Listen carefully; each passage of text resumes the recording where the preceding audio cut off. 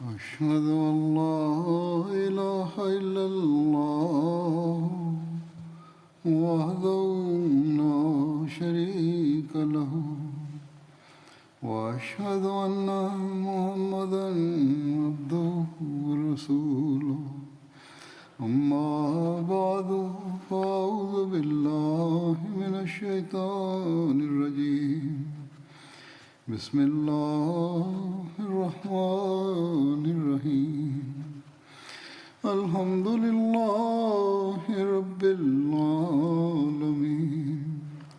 الرحمن الرحيم مالك يوم الدين إياك نعبد وإياك نستعين اهدنا الصراط المستقيم صراط الذين أنعمت عليهم غير المغضوب عليهم ولا الضالين.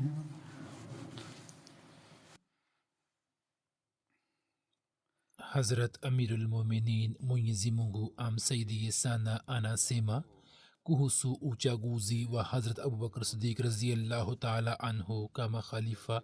Habari zilizokuwa zikiendelea kuhusu habari hizo katika historia ya Tabri imeandikwa ya kwamba wakati ule Khubab bin Munzir alisimama na akasema ya kwamba ini kundi la Ansar, mamlaka ya swala hili muiweke mkononi mwenu, kwani watu hawa wakati huu wapo chini yenu, yani wahajiri. Hakuna atakaye thubutu kuwapinga nyini na watu hawataenda kinyume cha rai yenu. Nyini ni wenye heshima, wenye mali, mna idadi nyingi na ni wenye nguvu na shani, mna uzoefu, nini ni wapiganaji washujaa na ni wajasiri. Watu wanawatizameni ya kwamba mtafanya nini. Sasa msihitilafiane, wa ila rai yenu italeta ufisadi kwenu na swala lenu litawarudieni. Basi kama wahajiri wakikataa jambo mlilolisikia saa hizi, basi amiri mmoja atatokana nasi na mmoja atatoka kutoka kwao. Hapo Hazrat Umar akasema hiyo haiwezekani. Panga mbili haziwezi kuwekwa katika kifuniko kimoja.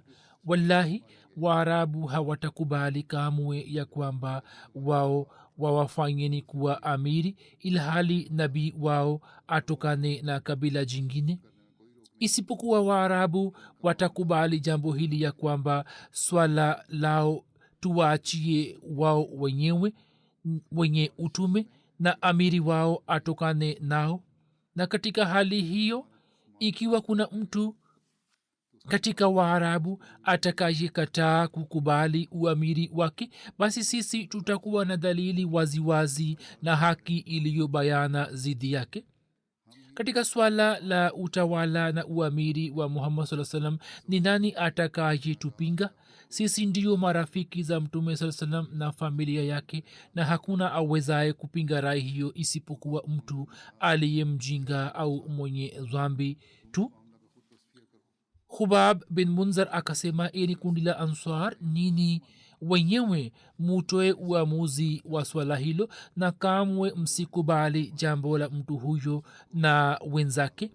Watu hawa wanataka kula sehemu yenu pia, na watu hawa wasipokubali pendekezo letu, basi muwaondoe wote kutoka maeneo yenu na musimamie mambo yote, kwani wallahi nini ndio mnaostahiki kupata uamiri huo na mna haki yake.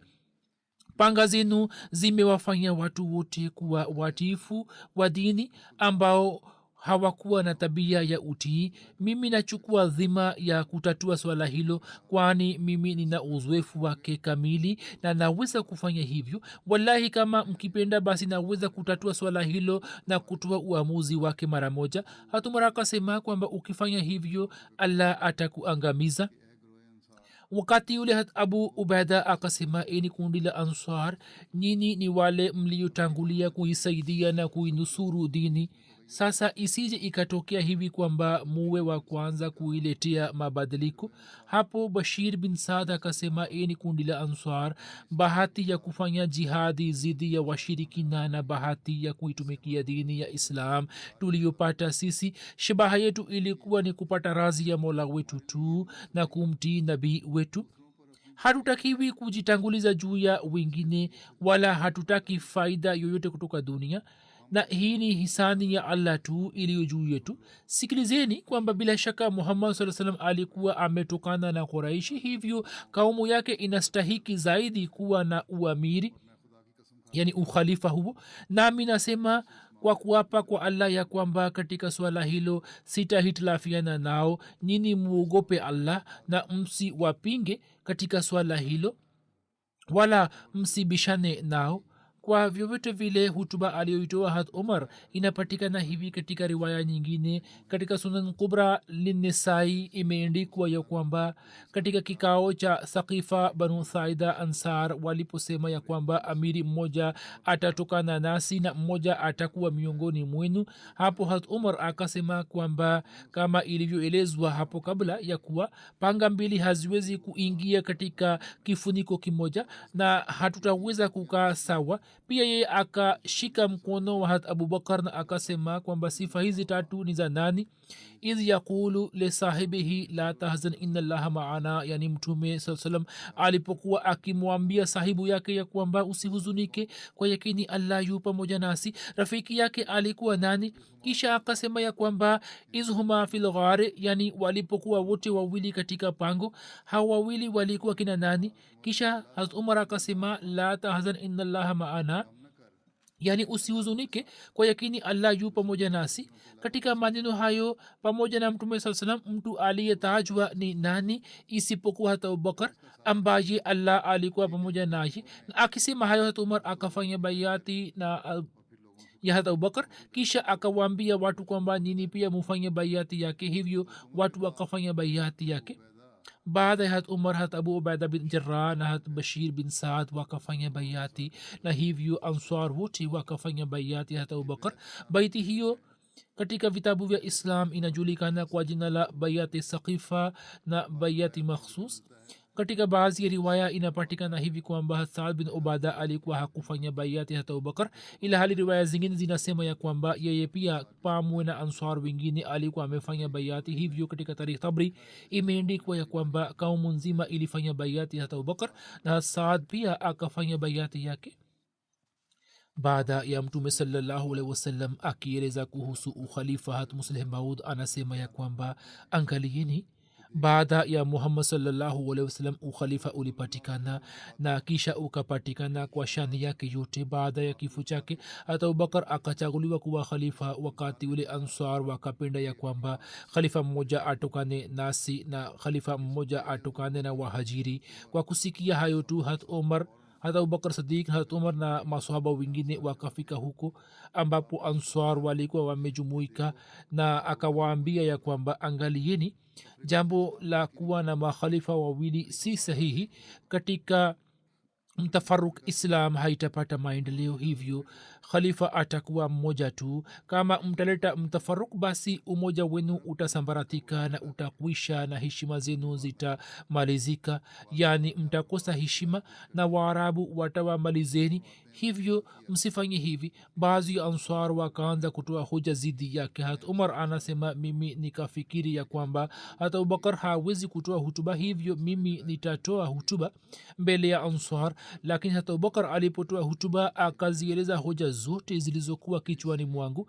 hata umar anasema kwamba zilizokuwa katika fikra yangu ye akazieleza zaidi yake. anasema mimi kwa kuona hali hiyo nikasema moyoni mwangu kwamba leo mzee huyu amenishinda.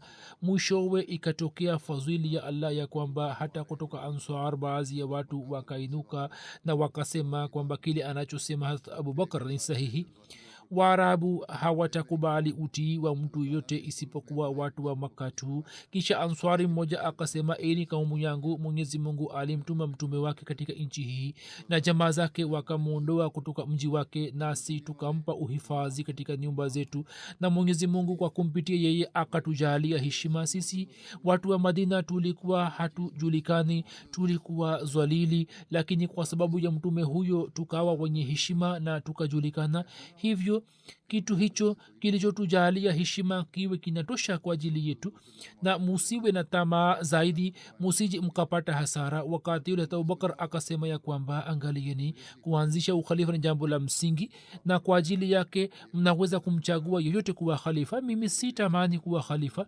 hata Abubakar akasema kwamba huyu ni Abu Ubaida bin Jarrah ambaye mtume amempatia lakabu ya Aminul Ummat, nyini mufanye bayati yake. Kisha yupo Umar ambaye ni kama upanga mkali kwa ajili ya Islam, nini mnaweza kufanya bayati yake. hata Umar akasema, Abubakar, sasa umalize yote na lete mkono wako na pokea bayati yetu. Allah akatia nguvu katika moyo wa Hazrat Abubakar, naye akapokea bayati. Kuhusu bayati iliyofanywa katika Saqifa Bani Saida, imeandikwa ya kwamba kifo cha mtume sallallahu alaihi wasallam kilitokea siku ya Jumatatu. Watu katika Saqifa Bani Saida wakaanza kufanya bayati hata Abubakar Siddiq. Kisha siku ya Jumatatu na Jumanne asubuhi watu wa kawaida wakafanya bayati katika msikiti. hata Anas bin Malik anasimulia kwamba katika Saqifa Bani Saida bayati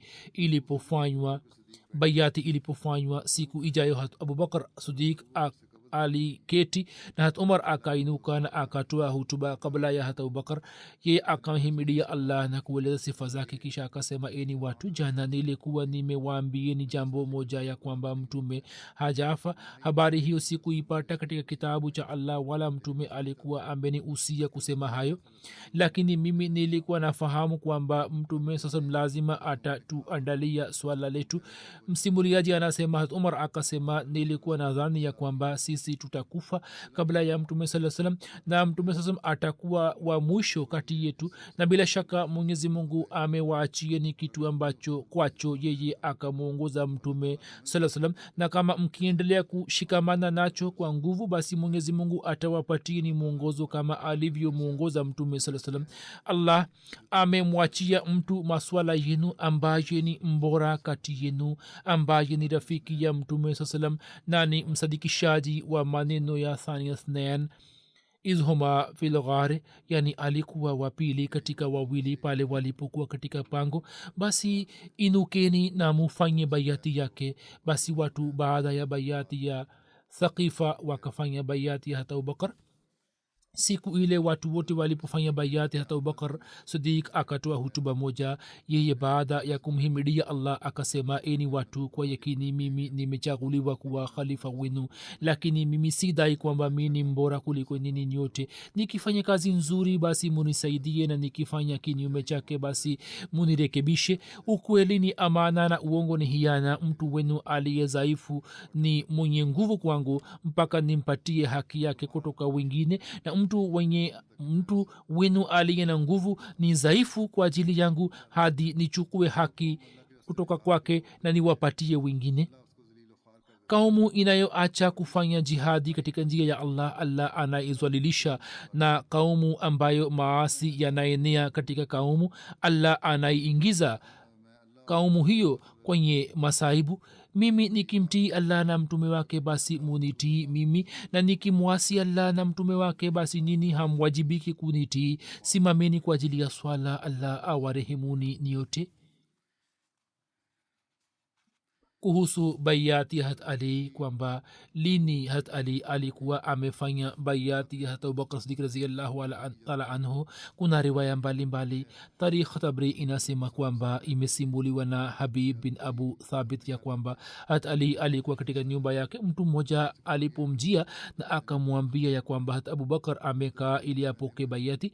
hat Ali alikuwa amevaa kanzu. katika hali hiyo hiyo akatoka kwa haraka hata bila kuchukua shuka yake ili asije akachelewa.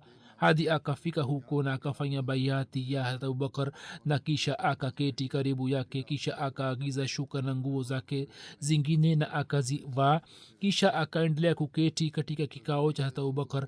Lakini kuhusu baiati Hazrat Ali zipo riwaya zingine pia. Moja inasema kwamba kwa miezi 6 Hazrat Ali hakufanya baiati na akafanya baada ya kifo cha Fatuma, na riwaya zingine zinasema kwamba Hazrat Ali alikuwa amefanya baiati mara moja bila kuchelewa na akafanya kwa furaha na kwa bashasha yote.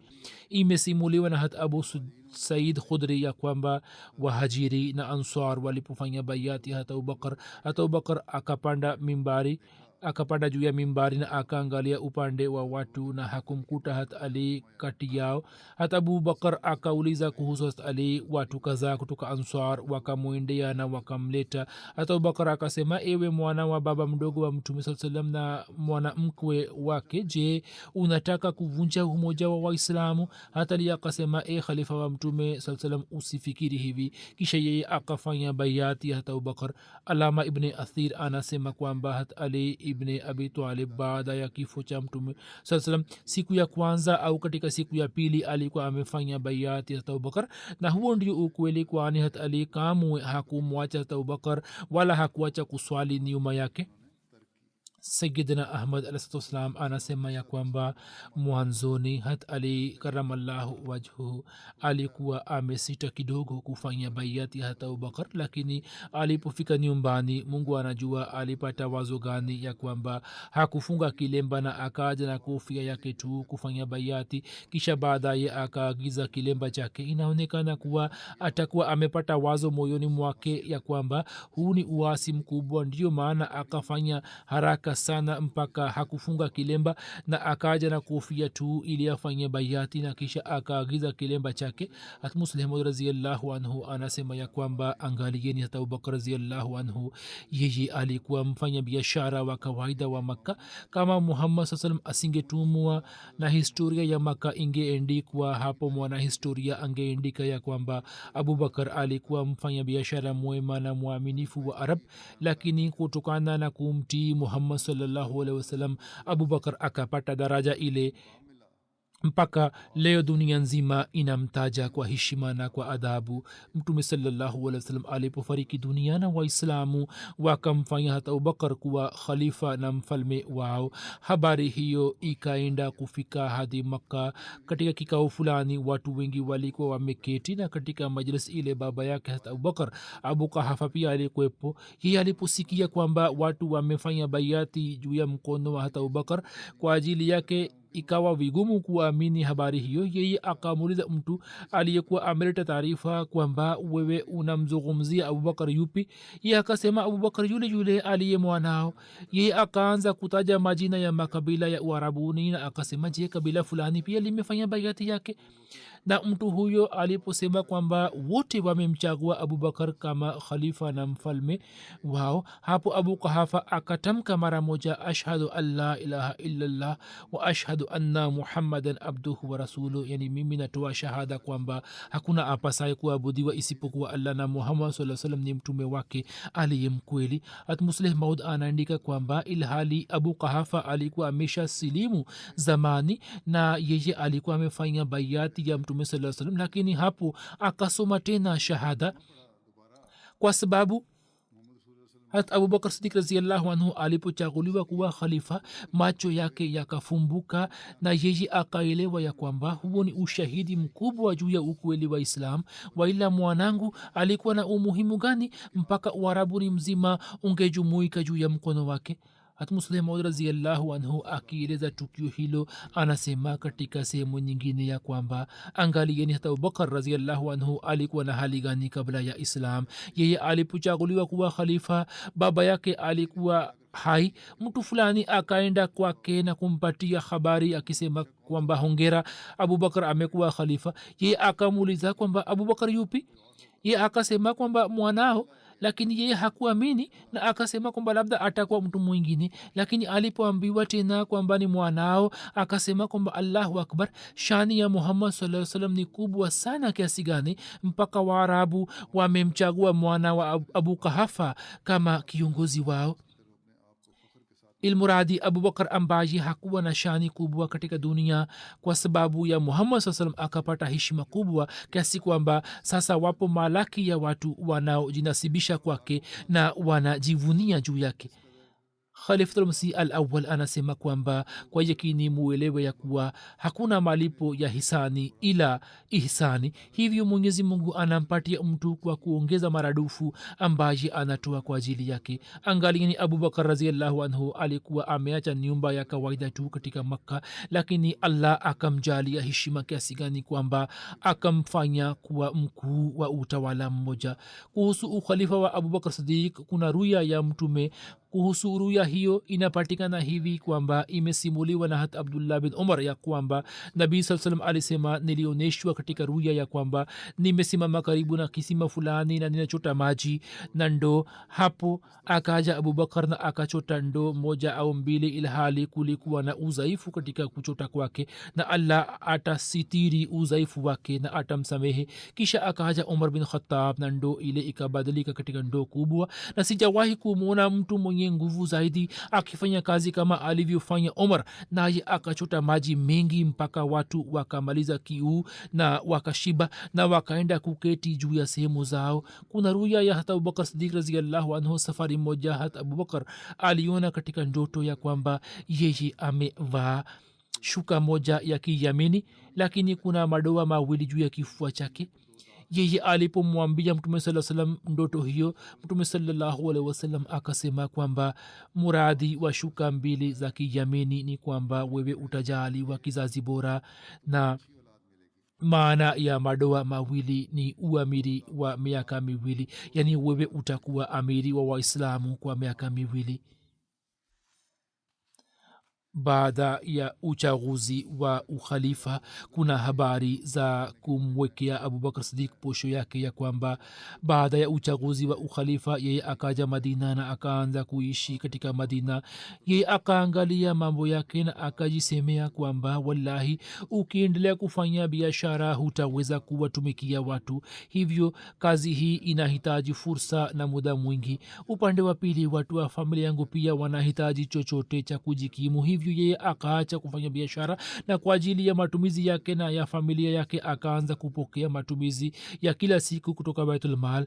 kwa ajili ya matumizi yake binafsi 6,000 dirhamu ikapitishwa kwa mwaka, hivyo kutoka baitulmal posho hiyo ikapangiwa kwa ajili yake na kwa ajili ya familia yake. lakini wakati wa kifo cha hata abubakar ulipowadia, yeye akawaamrisha jamaa zake akisema kwamba posho yote niliyoyachukua kutoka baitulmal irudishwe kwenye baitulmal, na kwa ajili ya kulipa malipo hayo yote mashamba yangu fulani na fulani yauzwe, na mali yote ya waislamu niliyoitumia juu yangu hadi leo kwa kuuza ardhi hiyo, hela hiyo yote irudishwe, ilipwe.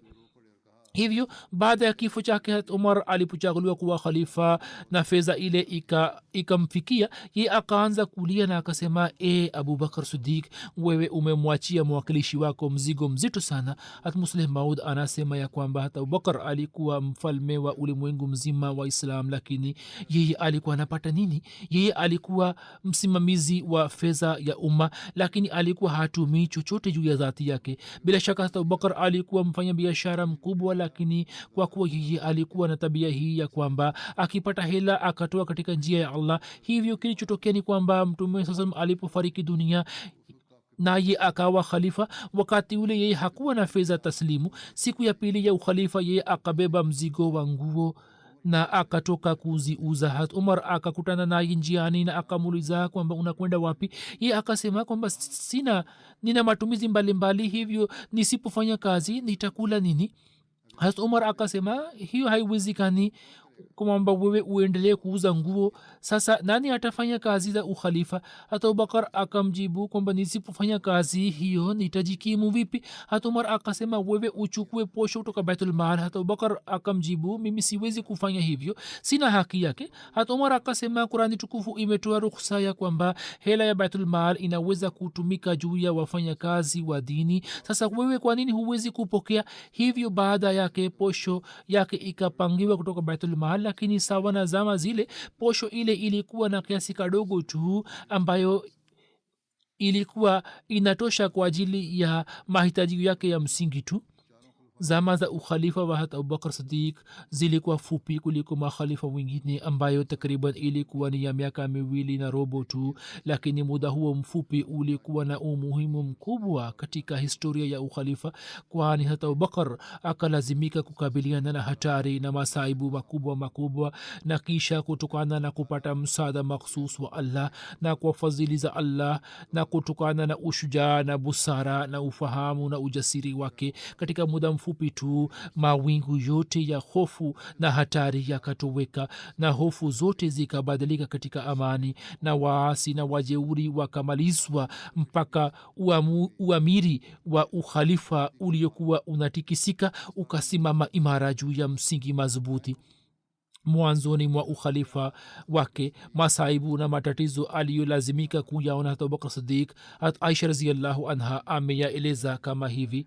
almasihi maula salam anasema kwamba imesimuliwa na hat aisha raziallahu anha, yeye anasema ya kwamba baba yangu alipochaguliwa kuwa khalifa na allah akamjalia uamiri, basi mwanzoni mwa ukhalifa wake yeye akakabiliana na fitna mbalimbali na harakati za wanafiki na jamaa na njama za mitume waongo na masaibu yaliyompata yeye.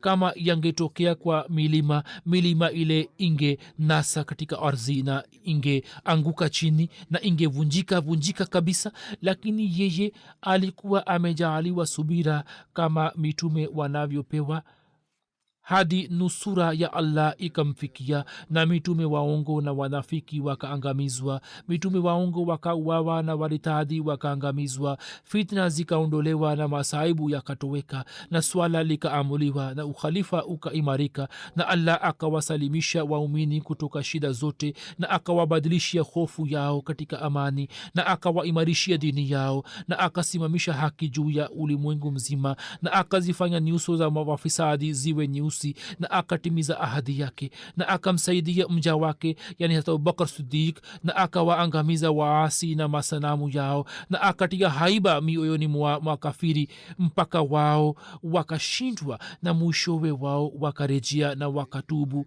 na hiyo ndiyo iliyokuwa ahadi ya allah, naye ni mkweli kuliko wakweli wote. basi fikirini ya kwamba jinsi ahadi ya ukhalifa ilivyotimia kwa shani yake yote katika dhati ya hata abubakar siddiq raziallahu taala anhu. mwanzoni tu mwa ukhalifa wake hata abubakar sadiq alilazimika kukabiliana na masaibu ya aina 5. moja, ghamu na huzuni ya kifo cha mtume sallallahu alaihi wasallam. katika uchaguzi wa ukhalifa kulikuwa na hatari ya kutokea fitina na hitilafu katika umati. swala la kutuma kwa kikosi cha usama na namba 4 watu walikataa kutoa zaka, habari inayojulikana katika historia kama fitina ya waliokataa kutoa zaka. na namba 5 waasi na wasaliti waliotangaza kwa uwazi kuhusu uasi wao na wakatangaza kupigana vita. katika uasi huo wakashiriki watu wale waliokuwa wamedai kuwa manabii. katika hali hii ya hofu na matatizo na jinsi fitna hizi zilivyomalizika, mwenyezi mungu akamjalia abubakar raziallahu taala anhu mafanikio. maelezo yake yataelezwa hapo mbele, lakini kabla yake naweka mbele yenu nukuu za hakam na adal hatmasihi maud alahsatu wassalam, ambamo ndani yake hatmasihi maud alahsatu wassalam amemfananisha hat abubakar sidik raziallahu anhu na hat yusha bin nun aliyekuwa khalifa wa kwanza wa hat musa alah salam, na ameeleza shida na matatizo aliyopata katika ukhalifa wake, kisha jinsi allah subhanahu wa taala alivyomjalia mafanikio na maendeleo katika zama zake. huzur anasema aya inayothibitisha mfanano kati ya silsila ya ukhalifa wa musa na silsila ya ukhalifa wa muhammad sallallahu alaihi wasallam, na kutoka aya ile tunaweza kuelewa na kufahamu ya kwamba makhalifa wa silsila ya utume wa muhammad sallallahu alaihi wasallam wanafanana na silsila ya unabii wa musa. aya ile ndiyo hii: وعد الله الذين آمنوا منكم وعملوا الصالحات ليستخلفنهم في الأرض كما استخلف الذين من قبلهم allah amewaahidi wale walioamini miongoni mwenu na kufanya vitendo vizuri bila shaka atawafanya makhalifa katika ardhi kama alivyowafanya makhalifa wale wa kabla yao. Sasa tunapoangalia neno la kama ambalo linathibitisha mfanano kati ya makhalifa wa silsila ya muhammad na silsila ya musa, hapo tunalazimika kukubalia kwamba kuna mfanano kati ya silsila hizi mbili, na mtu wa kwanza aliyeweka msingi wa mfanano huo ni hata abubakar raziallahu taala anhu, na mwenye kudhihirisha mfano wa mwisho wa mfanano huo ni yule masihi ambaye ni khatamul khulafa, ambaye ni khalifa wa mwisho wa silsila ya ukhalifa wa muhammad saa salam. Khalifa wa kwanza ambaye ni hata abubakar sadiq raziallahu anhu anafanana na hata yusha bin nun, na ni mfano wake ambaye allah baada ya kifo cha mtume saa salam akamchagua kwa ajili ya khilafat na akamjalia busara zaidi kuliko wote, hadi matatizo yaliyotokana na itikadi batili ya uhai wa nabii isa hata abubakar akayafuta yote, na masahaba wote wakaafiki na wakakubali na wakawa na itikadi juu ya mauti ya mitume wote waliopita, na katika mambo yote masahaba wakamtii hata abubakar raziallahu taala anhu, kama vile baada ya kifo cha hata musa alah salam wana wa israeli walivyokuwa wamemtii hata yusha bin nun, na mungu pia jinsi alivyokuwa amemsaidia musa na yusha bin nun akamsaidia mtume sallallahu alaihi wasallam, na kisha akamsaidia hata abubakar sidik raziallahu taala anhu. yusha bin nun na yashu bin nun ni mtu mmoja tu. sayidina ahmad alah salam anasema kwa hakika allah alimbariki hazrat abubakar sidik raziallahu anhu kama alivyombariki yusha bin nun, mpaka hakuna adui awezaye kupambana naye, na kazi isiyomalizika ya kikosi cha usama iliyokuwa inafanana na kazi isiyomalizika ya hat musa akaitimiza juu ya mkono wa hat abubakar. Na kuna mfanano mwingine kati ya hat abubakar na hat yusha bin nun ambao ndio huu ya kwamba taarifa ya kifo cha hat musa kwanza kabisa ikamfikia hat yusha bin nun, na mwenyezi mungu akamfunulia kwamba musa amekufa, ili kuhusu kifo cha musa mayahudi wasije wakapata hitilafu yote au wasije wakakosea kama inavyopatikana katika kitabu cha yusha. vivyo hivyo hata abubakar akawa wa kwanza aliyeonyesha yakini kamili juu ya kifo cha mtume saa salam, na akibusu paji lake akasema kwamba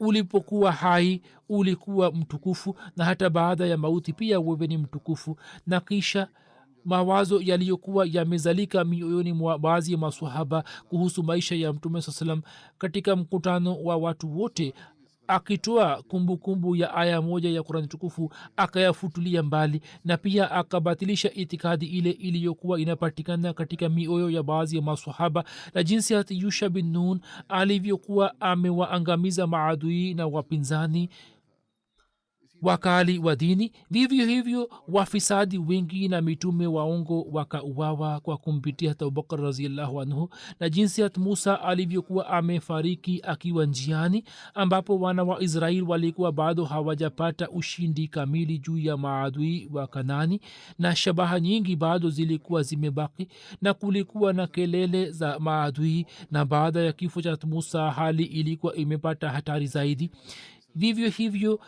Hivyo ndivyo itokavyo katika zama za mtume wetu sallallahu salam. madhehebu mengi ya uarabuni yakaritadi na baadhi yao wakakataa kutoa zaka, na mitume wengi waongo wakajitokeza, na katika muda huo wenye hatari ambao ulikuwa unahitaji khalifa aliye jasiri na shujaa mwenye moyo madhubuti, hata abubakar raziallahu anhu akachaguliwa kuwa khalifa, ambaye mara baada ya kuchaguliwa kuwa khalifa akalazimika kukabiliana na matatizo makubwa, kama ambavyo kauli ya aisha inavyoonyesha, inayosema kwamba kutokana na fitina na uasi wa waarabu na jinsi mitume waongo walivyojitokeza, baba yangu akalazimika kukabiliana na matatizo mbalimbali na shida ambazo kama zingeanguka juu ya mlima fulani, basi mlima ule ungevunjika na kusagika na ungemalizika kabisa. Lakini kwa kuwa hii ni kanuni ya kudra ya allah ya kwamba khalifa yeyote wa mtume wa allah anapochaguliwa basi anajaaliwa ushujaa na hima na moyo imara na busara kama inavyopatikana katika kitabu cha yusha mlango wa kwanza aya 6. mwenyezi mungu anamwambia yeshu ya kwamba uwe imara na usimame kidete, yani musa amekufa, sasa wewe uwe imara. hiyo ndiyo aliyofunulia hata abubakar raziallahu anhu, na kutoka matukio mbalimbali yatokayo katika maisha yake inaonekana kuwa abubakar bin kahafa na yeshu bin nun ni mtu mmoja tu. mfanano huo umetimia barabara na huo umetokea kwani wanaoangalia mfanano kati ya silsila mbili huwa wanaangalia mwanzo wake na wanaangalia mwisho wake, na mambo ya katikati ambayo hayahitaji muda mwingi, ambayo yanahitaji muda mwingi wao wanayaacha tu, bali wanaona mwanzo na mwisho wa silsila ili wathibitishe mfanano. hivyo mfanano huo uliopo baina ya yusha bin nun na hata abubakar ambao walikuwa wa kwanza katika ukhalifa zote mbili akaonyesha kwa uwazi. kwa mfano akaweka mfanano kati ya yashu na abubakar kana kwamba wote wawili ni mtu mmoja au ni vipande viwili vya kitu kimoja, na jinsi wana wa israeli baada ya kifo cha musa walikuwa wamemtii yusha bin nun na hawakufanya hitilafu yoyote zidi yake, na wote wakaonyesha utii kamili. tukio hilo hilo likatokea katika maisha ya abubakar siddiq raziallahu anhu, na wote baada ya kulia katika ghamu ya kuondoka kwa mtume sallallahu alaihi wasallam wakakubali kwa furaha ukhalifa wa abubakar. ilmuradi kwa njia zote mfanano wa abubakar unafanana na yusha bin nun, jinsi allah alivyomwonyesha hata yusha bin nun misaada na nusura yake kama alivyokuwa akimwonyesha hata musa alahi salam, vivyo hivyo mbele ya masahaba wote allah akatia baraka tele katika shughuli za hata abubakar raziallahu anhu na akamjalia heshima. yeye akisaidiwa na allah akawaua wafisadi na mitume waongo, ili masahaba waweze kujua kwamba kama mungu alivyokuwa pamoja na mtume saa salam pia ni pamoja na abubakar. huu ni mfanano wa ajabu unaopatikana kati ya abubakar na yusha bin nun, ambao ndio huu ya kwamba hata yusha bin nun baada ya kifo cha musa alikuwa amelazimika kuvuka mto ambao jina lake ni yardan pamoja na jeshi lake, na katika yardan tufani ilikuwa imetokea, na kuvuka mto huo wa yardan ilikuwa vigumu, na kama wasingeweza kuvuka basi wangeangamizwa na maadui zao. na hiyo ni hatari ya kwanza aliyopata yusha bin nun katika ukhalifa wake baada ya musa alahi salatu wassalam. wakati ule mwenyezi mungu akamsalimisha yusha bin nun na jeshi lake kutoka tufani ile, na akawarahisishia katika yardan mpaka wao wakapita mto ule wa yardan kwa urahisi, na hivyo mwenyezi mungu akawasalimisha kutoka maadui. na tukio kama hilo likatokea vile vile katika zama za ukhalifa wa abubakar raziallahu taala anhu baada ya kifo cha mtume sallallahu alaihi wa alihi wasallam. yani masahaba ambao walikuwa zaidi ya 100,000 lakini wakapata shida na matatizo makubwa, ambapo uasi ukainia katika nchi nzima, na watu wa warabuni ambao allah alikuwa amesema قالت الأعراب آمنا قل لم تؤمنوا ولكن قولوا أسلمنا ولما يدخل الإيمان في قلوبكم ولما يدخل الإيمان في قلوبكم. ilikuwa lazima kwamba sawa na bishara hiyo wao wangeharibika ili bishara hiyo ingetimia. yani maana yake ni kwamba walisema mabadui tumeamini, sema hamjaamini lakini semeni tumesilimu, maana imani haijaingia mioyoni mwenu. huzur anasema hivyo ndivyo itokavyo, na watu wote wakaritadi, na baadhi yao wakakataa kutoa zaka, na wengine wakadai kuwa mitume waongo, ambao malaki ya watu wenye bahati mbaya wakaungana nao, na idadi ya maadui ikazidi mno kiasi kwamba jamaati ya masahaba ilikuwa haina nguvu mbele yao, na tufani hatari ikatokea nchini, na tufani hiyo ilikuwa hatari zaidi kuliko yale maji ambayo yalikuwa yametokea kwa hat yusha bin nun. Na kama baada ya kifo cha hat musa, hat yusha bin nun alivyokuwa amepata majaribio ya kwamba mto ulikuwa umekumbwa na tufani hatari, nao hawakuwa na safina yoyote, na hatari ya maadui ilikuwa imewazunguka pande zote. majaribio hayo hayo yakatokea kwa hata Abubakar, ya kwamba mtume akafariki dunia, na fitina ya irtidadi ikatokea katika nchi nzima, na tufani ya mitume waongo nayo pia ikaja kuongeza hatari hiyo.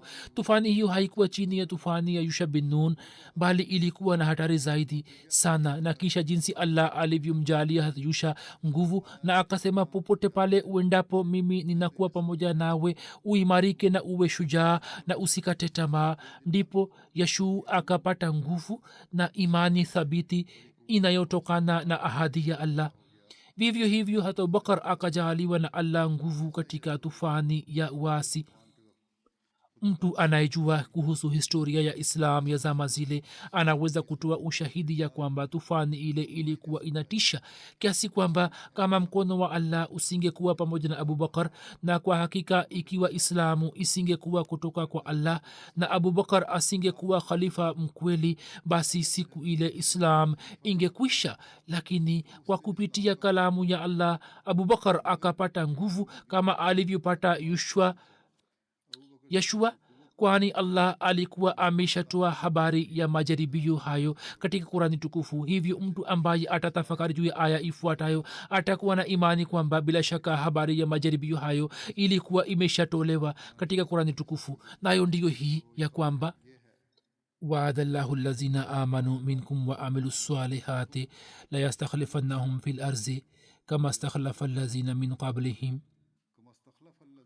وليمكنن لهم دينهم الذي ارتضى لهم وليبدلنهم من بعد خوفهم أمنا يعبدونني لا يشركون بي شيئا ومن كفر بعد ذلك فأولئك هم الفاسقون. yani Allah amewaahidi wale walioamini miongoni mwenu na kufanya vitendo vizuri, bila shaka atawafanya makhalifa katika ardhi kama alivyowafanya makhalifa wale wa kabla yao, na ataanzisha silsila kama alivyokuwa ameanzisha baada ya Musa alayhi salam. Hazrat amesema kwamba Sayyid Salam ameeleza tafsiri yake, akasema kwamba ataanzisha silsila ya ukhalifa kama alivyokuwa ameanzisha baada ya Musa, na kwa yakini atawaimarishia dini yao aliyowapendelea, na atawabadilishia amani baada ya hofu yao. watani abudu, hawatanishirikisha na chochote.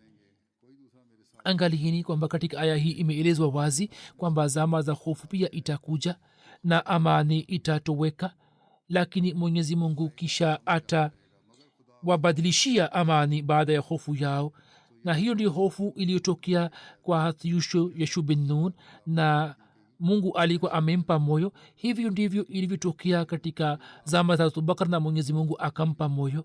inshallah kuna maelezo yake mengine nitayaeleza katika siku za usoni. Huzur amesema kwamba jinsi hali halisi ya dunia inavyoendelea kuwa tete zaidi, mufanye maombi kwa ajili yake. hali inaendelea kuwa tete zaidi sasa. vitisho vya vita vya nyuklia pia vimeanza kutolewa, na kama nilivyokuwa nimesema kabla na nimekusha sema mara kadhaa kwamba matokeo yatakayotokea yatakuwa ya kutisha, ambayo yataweza kuleta athari mbaya kwa vizazi vijavyo. Mwenyezi Mungu ndiye ambaye anaweza kuwapatia watu hawa akili.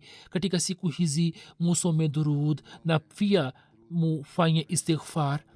Mwenyezi Mungu atusamehe mazambi yetu, na pia Mwenyezi Mungu awajalie viongozi wa dunia akili na ufahamu.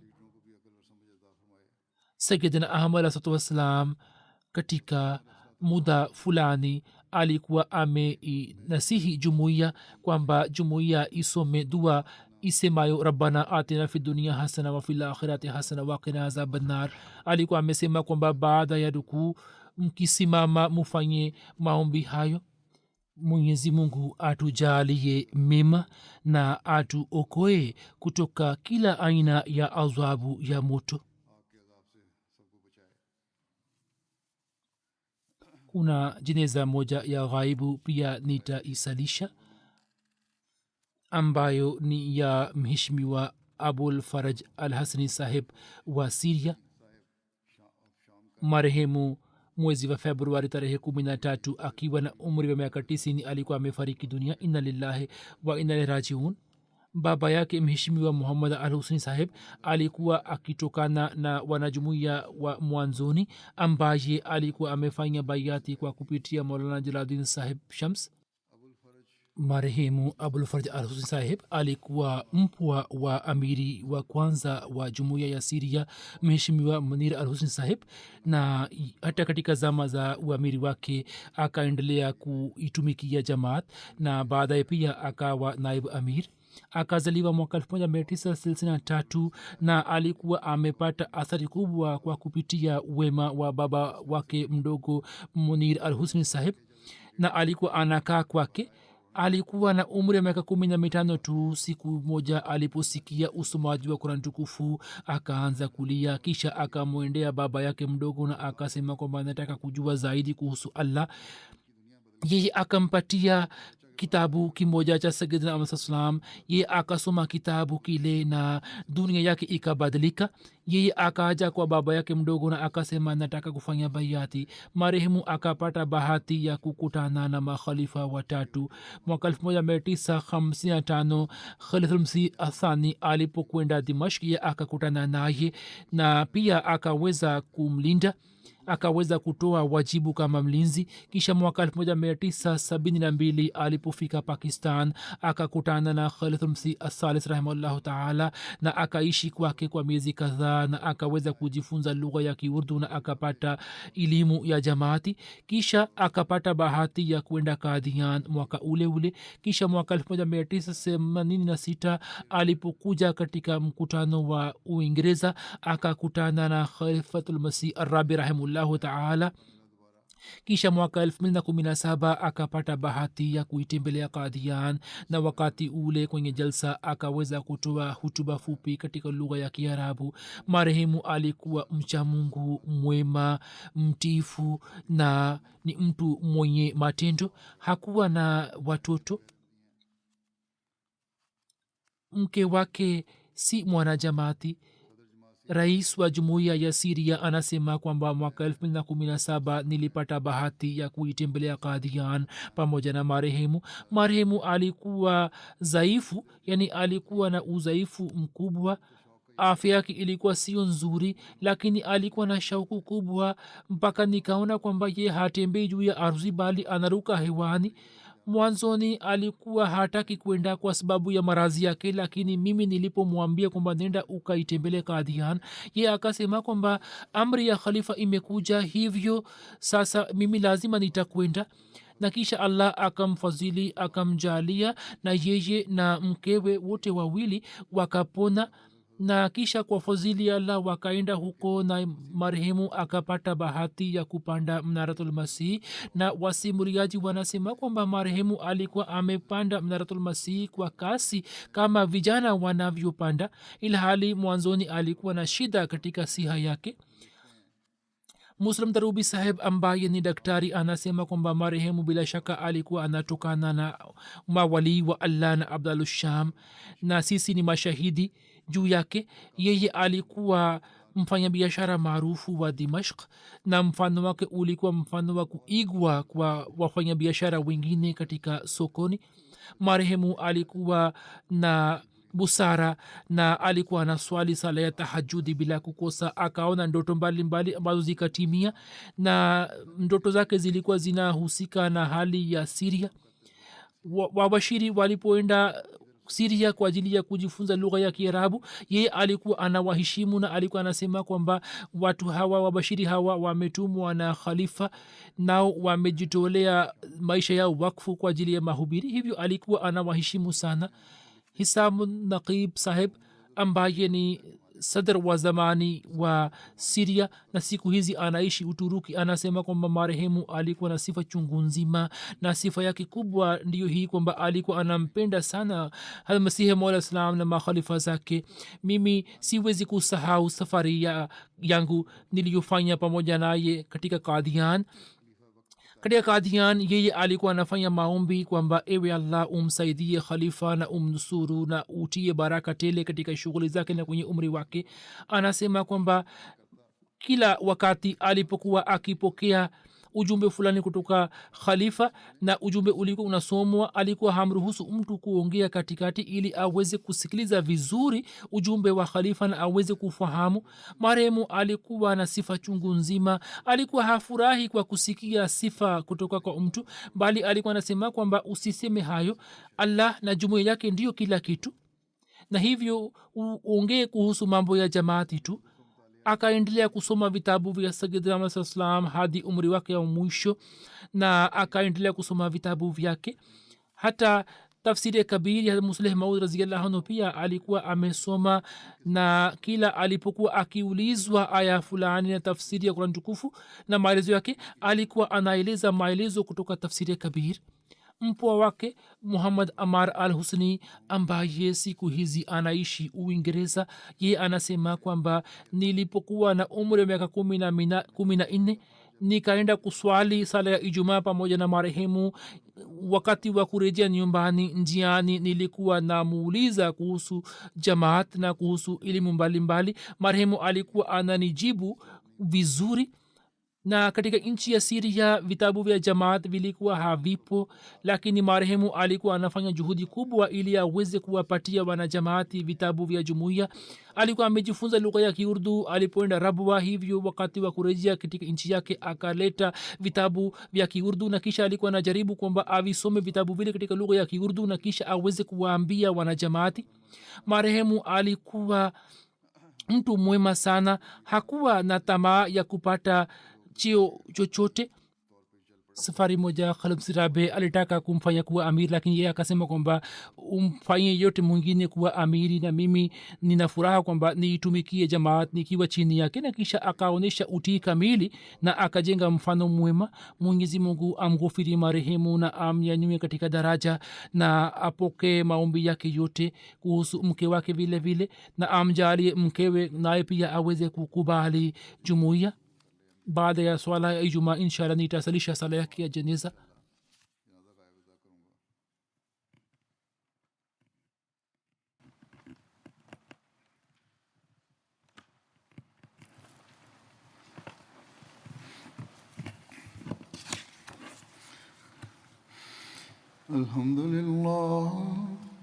Alhamdulillah nahmaduhu wa nasta'inuhu wa nastaghfiruh ونؤمن به ونتوكل عليه ونعوذ بالله من شرور أنفسنا ومن سيئات أعمالنا من يهده الله فلا مضل له ومن يضلل فلا هادي له ونشهد أن لا إله إلا الله ونشهد أن محمدا عبده ورسوله عباد الله رحمكم الله إن الله يأمر بالعدل والإحسان وإيتاء ذي القربى وينهى عن الفحشاء والمنكر والبغي يعظكم لعلكم تذكرون اذكروا الله يذكركم وادعوه يستجب لكم ولذكر الله أكبر.